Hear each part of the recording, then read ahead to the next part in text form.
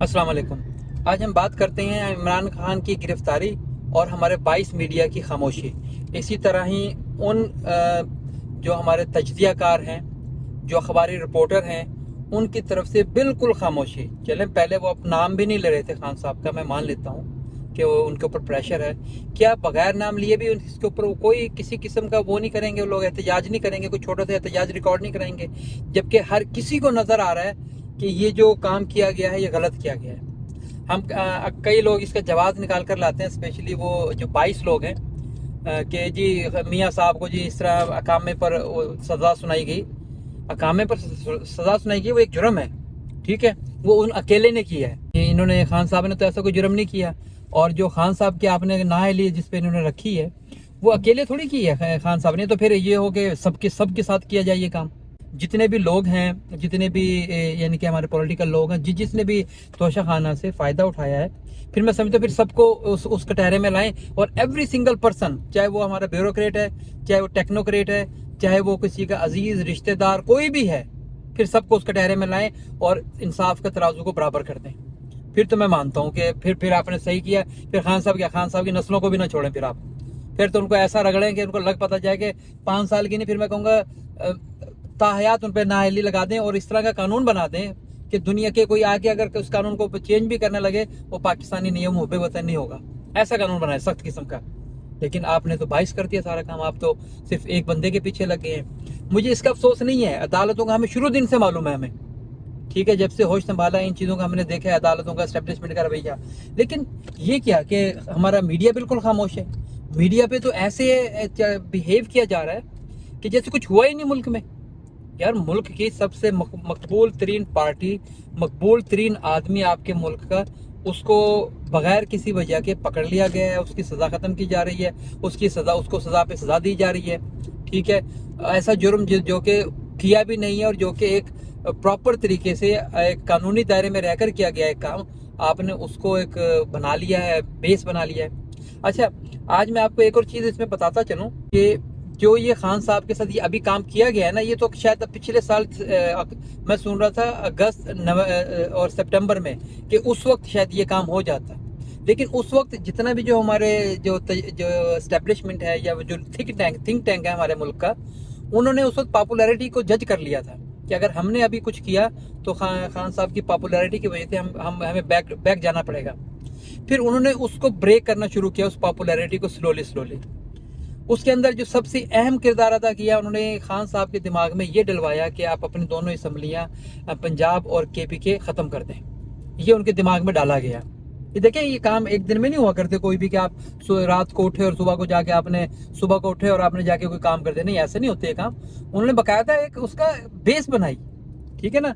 क्योंकि वो लोग 75 साल से हमारे मुल्क पे हुक्मरानी कर रहे हैं और वो अपने बकौल उनके कि उनकी इजाज़त के बगैर मुल्क में पत्ता नहीं हिल सकता। मैं मानता हूँ ऐसे ही हो रहा है अभी, अल्लाह खैर करे इंशाल्लाह ताला। अल्लाह ताला तो देख रहा है ना कि इजाज़त के बगैर कोई काम नहीं हो रहा। उन्होंने बिल्कुल उस तरह ही किया। उन्होंने देखा कि ये एक आदमी ऐसा आ गया है जो हमारे सिस्टम को डिस्टर्ब कर रहा है, हमें हिला रहा है वो। तो उन्होंने उसका क्या हल निकाला। वो फिर उस चीज़ को जज करके थोड़े पीछे चले गए। फिर उन्होंने खान साहब की ब्रेन वॉश की। मैं मानता हूँ इंसान है ना, अगर आप कोई मेरी बात सुन के उससे इनहराफ करते हैं, मुत्तफिक नहीं होते, ठीक है, आपका राइट है। लेकिन मैं यहाँ पे ये बात कहूँगा ज़रूर कि खान साहब जो बैक इंसान है ना, उन्होंने किसी ने उनके दिमाग में डाल दी, उन्हीं की पार्टी के लोगों ने, ठीक है, जिसका बरमला खान साहब ने इजहार भी किया कि मैं दुनिया को माफ़ करने के लिए रेडी हूँ, लेकिन मैं 2-4 मखसूस लोगों को बिल्कुल भी ना बोलूँगा, ना इनसे कहो मैं माफ़ी दूंगा। और उन्होंने पार्टी से भी निकाल दिया। 2-3 लोग हैं उसमें खासतौर पर। उन्होंने उनका ब्रेन वॉश किया अच्छे तरीके से और फिर उन्होंने असम्बलियाँ तोड़ दी और असम्बलियाँ ख़त्म की। तो हमारे जो थिंक टैंक हैं उनको अपनी पहली कामयाबी उस वक्त मिल गई थी, ठीक है जी। और आप ज़रा देखें, आपको याद है जनवरी के महीने के अंदर जिस वक्त पंजाब असम्बली को जिस तरीके से डिसॉल्व किया गया, वह हम उस वक्त खुश हो रहे थे, हम लोग खुश हो रहे थे, परवेज इलाही साहब खुश हो रहे थे, खान साहब खुश हो रहे थे कि देखो हमने कैसे उनको चीट किया। नहीं, मैं ये कहूँगा ऐसा नहीं हुआ। ये हमारे थिंक टैंक की कामयाबी थी। वो बैकडोर बैठकर खुश हो रहे थे कि देखो ये बेवकूफ़ हंस रहे हैं, इनको पता ही नहीं कि इनके साथ मैंने क्या कर दिया। और हुआ भी एक्चुअली ऐसा ही है। उसके बाद क्या हुआ, उन्होंने असेंबली तोड़ी, फिर उसके बाद उन्होंने इलेक्शन उनके, क्योंकि अब सब कुछ उनके हाथ में आ गया, क्योंकि गवर्नमेंट तो उनके खान साहब के हाथ से निकल गई थी। अब उनको पता था अब ये खान साहब कुछ नहीं कर सकते, क्योंकि इनके पास अब कुछ नहीं है। तो ठीक है, खान साहब की बेवकूफ़ी है, उन्होंने तोड़ दिया। मैं उनको इस चीज़ में पॉजिटिव लेता हूँ खान साहब की इस बेवकूफ़ी को, कि हम लोगों को पता चलेगा कि मुल्क में आइन नाम की कोई चीज़ नहीं है, कानून नाम की कोई चीज़ नहीं। अगर खान साहब ये असम्बलियाँ ना तोड़ते, उनकी बेवकूफ़ी में, उनकी अक्लमंदी में आकर अपनी बेवकूफ़ी ना करते, शायद हमें इन बातों का पता भी ना चलता। ठीक है जी। फिर उसके बाद क्या हुआ, उनको जब ये सक्सेस मिल गया, अब उनको पता अब सारी की सारी फील्ड उनकी है, प्लेयर उनके, अब उन्होंने खेलना है। तो सबसे पहले तो आया कि जी इलेक्शन नहीं होंगे, कर लो जो करना है जिसने, और वही हुआ, इलेक्शन नहीं हुए, तारीख नहीं दी गई। फिर उसका एक 9 मई को उन्होंने एक एग्जांपल कीजिए, खान साहब की जो पॉपुलैरिटी है वो तो अभी भी वहीं हाइट पर, बल्कि ऊपर चली गई है। इसको पहले ब्रेक करना है हमने। अब इसको खान साहब को एकदम से नहीं पकड़ सकते, वरना जो भी जुर्म खान साहब ने किया है, रेंजर्स को उसमें अंदर आने की जरूरत ही नहीं थी। रेंजर का क्या काम है कि एक सिविलियन बंदे को पकड़ ले, वो उसने कोई जुर्म थोड़ी किया, कितने जुर्म किए हैं, वो दहशतगर्द थोड़ी है, और वो शातिर ऐसा थोड़ी है कि भाग जाएगा वो कहीं से। तो उन्होंने रेंजर के थ्रू उनको उठाया, और उठाने का तरीका इसीलिए था ताकि लोगों को तैश आए। अब मैं इस मैं बहस में नहीं जाऊंगा कि वो जो तोड़ फोड़ की गई है 9 मई को किन लोगों ने की है, इस बारे में मैं कुछ नहीं कहूंगा, ना ही मैं कहना चाहता। तो वो तोड़ फोड़ जो भी हुई, उसका उस वक्त हमारी जो थिंक टैंक है उन्होंने फायदा उठाया कि ये तोड़ फोड़ होगी, अब इसको अब हम अपने फायदे के लिए यूज करेंगे। और वही किया उन्होंने। फिर खान साहब के जितने भी लोग थे साथ उनके, 1 बाय 1 उनको मारा पीटा गया, उन पर प्रेशर डाला गया, उनकी फैमिली वालों पे प्रेशर डाला गया, और 1 बाय 1 वो लोग पार्टी को छोड़ना शुरू हो गए। और हमने सबने देखे, हम सब गवाह हैं इस चीज के कि कैसे आप दीदा होकर छोड़ कर गए हैं। ठीक है जी। तो उसके बाद नेक्स्ट क्या स्टेप था उनका, अब उनको पता था कि हमने मेन पार्टी तोड़ दी है, खत्म कर दी इमरान खान की पार्टी, पॉपुलैरिटी की माँ बहन एक कर चुके हैं अब हम इनकी। क्योंकि जब आम लोगों ने ये देखा, आम वोटर ने, सपोर्टर ने जब ये देखा जी खान साहब के जो मेन जो उनके साथी थे, हवारी थे, वो छोड़ के जा चुके हैं, और उनको पुलिस नहीं छोड़ रही, उनकी मार मार कर उनके ऐसी की तैसी कर दी है, तो फिर हम किस खेत की मूली है। और उसके लिए भी उन्होंने, हमारे थिंक टैंक ने वही काम किया कि जहां उन्होंने वो बड़े बड़े लीडर उठाए थे खान साहब के साथ जो लोग थे, वहीं उन्होंने आम बंदे को भी उठाया, उसके ऊपर भी उसने प्रेशर डाला, ताकि दूसरे लोग जो घर में बैठकर सोच रहेंगे जब हम खान साहब के लिए घर से निकलेंगे, ऐसा वो उन्होंने कहा कि तुम ठहरो, तुम्हें हम सोचवाते हैं, ये भी चीज़ें तुम सोच रहे हो, तुम्हें ये भी ज़रा प्रैक्टिकल दिखा दें। तो वहां पर उनको एक आम आदमी को भी उठाया, उनकी फैमिली को उठाया गया, मारा पीटा गया, ज़्यादा कोप किया गया, और फिर एंड रिजल्ट क्या निकला कि बाद में हमारी जो थिंक टैंक है उसको ये क्लियर होगी कि हाँ जी, अब खान साहब की हमने ऐसी की तैसी कर दी है, अब इनके लिए कोई नहीं आएगा। फिर उन्होंने प्यार से तरीके से, खान साहब हर उसमें बता रहे थे कि मेरे लिए ये मुझे पकड़ना चाह रहे हैं। तो वही हुआ, उन्होंने अपने लास्ट जो उनका यूट्यूब पर जो उन्होंने अपना इंटरव्यू रिकॉर्ड कराया, अपना जो खिताब किया था उनसे, उसके अंदर वो पहले ही बता चुके थे कि बैक स्टेज क्या कहानी चल रही है।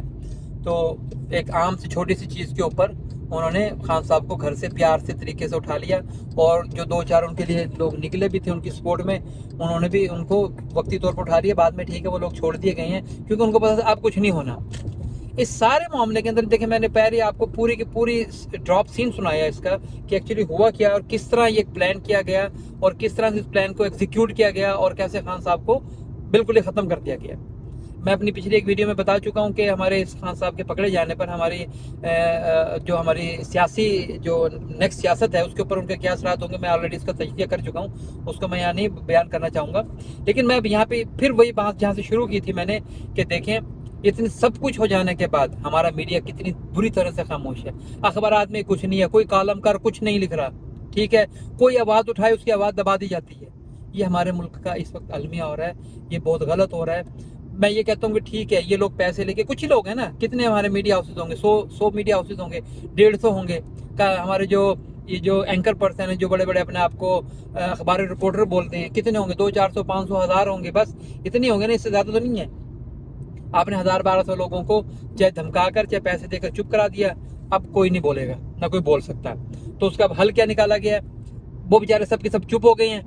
आम आवाम के लिए मैं ही चाहता हूँ, मैं ये समझता हूँ कि आम आवाम लड़ाई ना करे, कोई तकरीबकारी ना करे किसी भी किस्म का, लेकिन चुप करके अपना एहतजाज तो रिकॉर्ड कराएं, कोई एक दिन एक पॉइंट रखा जाए जिसके ऊपर लोग बाहर निकलें, एक हाथों की जंजीर बनाए जैसे कि मुहज़्ज़िब माशरों में होता है, और कम से कम हमारी अदालतों को और हमारे थिंक टैंक को इस चीज़ पर सोचने पर उनको प्रेशराइज करे कि जो हमारे मुल्क में हो रहा है सही नहीं हो रहा है। मैं ये नहीं कहता मियाँ साहब के साथ सही हुआ था, मैं ये नहीं कहता कि खान साहब के साथ गलत हुआ है, लेकिन जो हो सबके साथ फेयर होना चाहिए, गलत नहीं होना चाहिए, किसी के साथ ज्यादती ना हो। क्योंकि हमारे मुल्क का जो एज है जो बाहर जा रहा है दुनिया से, वो यही है कि पाकिस्तान एक बनाना रिपब्लिक कंट्री है, यहाँ पर कोई कानून नहीं है, किसी चीज़ की कुछ नहीं है, कोई नहीं पूछने वाला, जिसका जो दिल करता है करे। नहीं थी, मैं नहीं चाहता, क्योंकि मुझे पता है मेरे माँ बाप ने, मेरे वालिद साहब ने, मेरे दादा ने, मेरे ताया ने कितनी कुर्बानियाँ दी हैं, किस तरह मेरे वालिदैन इंडिया से पाकिस्तान आए थे और क्या उनके उस वक्त के जज्बात थे। मेरे वालिद से बताया करते थे हमें कि किस तरह उन्होंने कुर्बानियाँ दे देकर वो यहाँ पर पहुँचे हैं। तो हमें दुख होता है। आर्मी हमारी अपनी है, हमारा हर वक्त मैं आर्मी के साथ हूँ, मैं आर्मी जिंदाबाद हर वक्त मैं कहता हूँ ये, क्योंकि उसकी रीज़न क्या है कि आर्मी है, ये हमारी सिक्योरिटी है, ये हमारे सिक्योरिटी इदारे हैं, ये नहीं होंगे तो हमारे लिए प्रॉब्लम हो जाएंगी बहुत ज़्यादा। तो इसलिए मैं ये कहूँगा, तो उसमें क्या हुआ है कि यहाँ पर मैं ये बात किया करता हूँ अक्सर कि देखें हम हमारे इदारे हैं, टेक्नोक्रेट ब्यूरोक्रेट जो भी हमारे अपने हैं, ये जो सियासतदान है हमारे अपने हैं, मैं ये कहूँ, मैं ये चाहता हूँ, बल्कि पर्सनली ये ख्वाहिश भी है मेरी तो, कि खान साहब, मियाँ साहब, शहबाज शरीफ साहब, फजलुर रहमान साहब, जरदारी साहब हमारे अपने हैं, कोई नहीं है, कोई हमसे दूर नहीं है, कोई हमारे दुश्मन नहीं है। ये इकट्ठे होकर बैठें, कोई लाहे अमल तैयार करें और इस कौम के लिए कुछ करें, इन नौजवानों के लिए कुछ करें। हमारी पॉपुलेशन तबाह बर्बाद हो रही है, लोग मुल्क छोड़कर जा रहे हैं, मुल्क की हालत ख़राब से ख़राब तर होती जा रही है।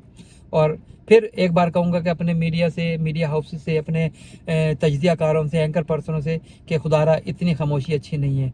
और हम एक चीज़ जानते हैं कि बला की खामोशी एक बहुत बड़े हंगामे का पेश खैमा होती है। अल्लाह ताला हम सबको अपने हिफ्ज़-ए-मान में रखे। अपना ख्याल रखिएगा। अस्सलाम वालेकुम।